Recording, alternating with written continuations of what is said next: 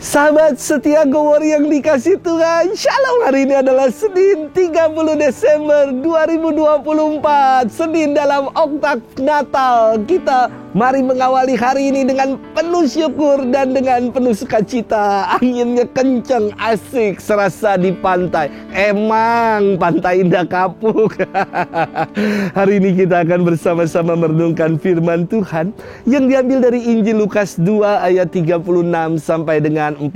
Mari kita siapkan hati kita. Haleluya, haleluya, haleluya. Inilah hari yang suci. Marilah hai para bangsa, sujudlah di hadapan Tuhan. Sebab cahaya gemilang menyinari seluruh muka bumi. Haleluya, haleluya, haleluya. Tuhan bersamamu dan bersama rohmu. Inilah Injil suci menurut Lukas. Dimuliakanlah Tuhan. Ketika anak-anak Yesus dipersembahkan di bait Allah, ada di Yerusalem seorang nabi perempuan anak Fanuel dari suku Asyer, namanya Hana. Ia sudah sangat lanjut umurnya.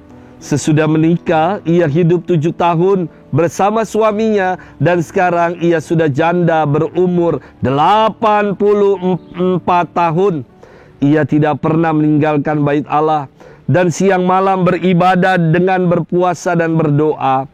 Pada hari kanak-kanak Yesus dipersembahkan di bait Allah, Hana pun datang ke bait Allah dan mengucap syukur kepada Allah serta berbicara tentang kanak Yesus kepada semua orang yang menantikan kelepasan untuk Yerusalem. Setelah menyelesaikan semua yang harus dilakukan menurut hukum Tuhan, kembalilah Maria dan Yusuf beserta kanak Yesus ke kota kediaman mereka, yaitu kota Nazaret di Galilea. Anak itu bertambah besar dan menjadi kuat, penuh hikmat, dan kasih karunia Allah ada padanya. Demikianlah sabda Tuhan. Terpujilah Kristus. Sahabat setia Gowor yang dikasih Tuhan, Shalom. Beberapa waktu lalu ya, saya ada misa di Grand Heaven. Karena lagi musim hujan, saya ditawarkan untuk dijemput dan saya mengiyakan. Biasanya saya lebih suka naik motor karena lebih cepat. Selain lebih cepat, pulang dari Grand Heaven bisa mampir makan nasi goreng tek-tek. Ini yang meninggal adalah seorang oma usia 98 tahun.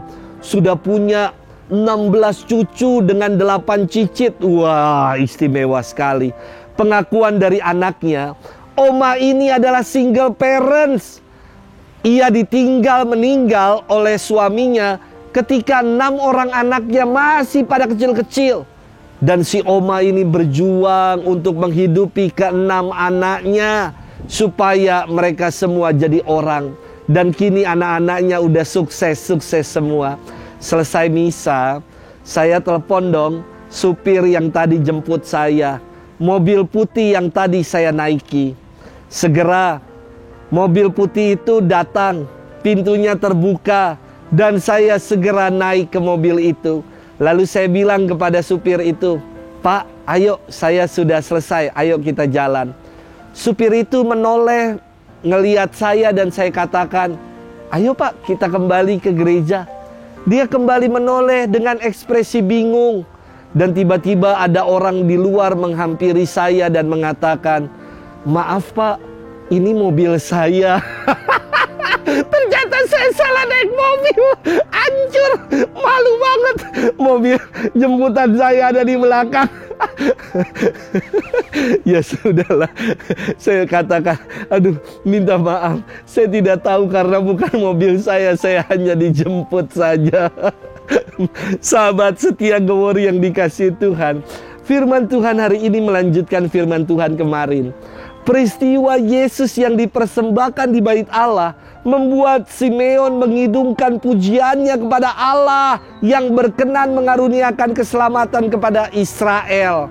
Hadir pula dalam kisah Yesus yang dipersembahkan di bait Allah sosok Hana, anak Fanuel, seorang nabiah dari suku Asyer yang membaktikan seluruh hidupnya dengan laku bakti bagi Allah. Dikatakan siang malam Hana beribadah kepada Allah dengan berdoa dan berpuasa. Usianya udah 84 tahun loh, istimewa sekali. Dan sebagian besar hidupnya dipersembahkan untuk Allah.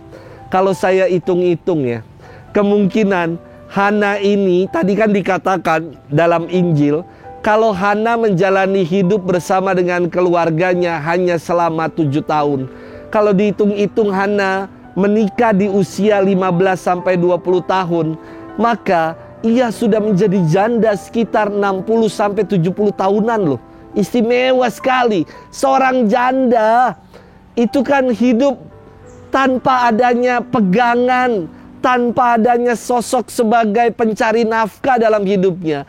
Hana menjadi single parent, namun ia malah memberikan dirinya semua seutuhnya bagi Tuhan. Secara sosial dan secara religius, mungkin Hana yang menjadi janda di usia yang masih muda dipandang sebagai hukuman atau kutukan dari Allah. Namun tidak demikian dengan Hana. Walaupun ia kehilangan tempatnya bersandar bergantung secara finansial, namun Hana punya Allah yang menjaga, Allah yang selalu menjadi kekuatan dan menopang hidupnya.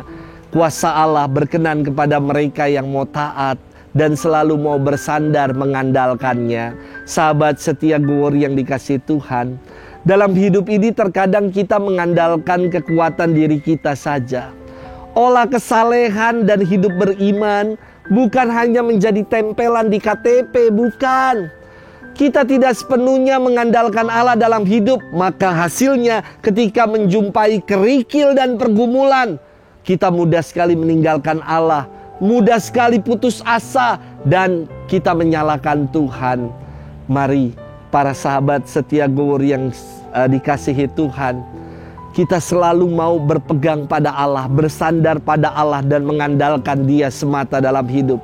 Sebab Dia akan selalu memelihara kita. Selamat bermenung. Tuhan memberkati kita selalu. Dalam nama Bapa dan Putra dan Roh Kudus. Amin.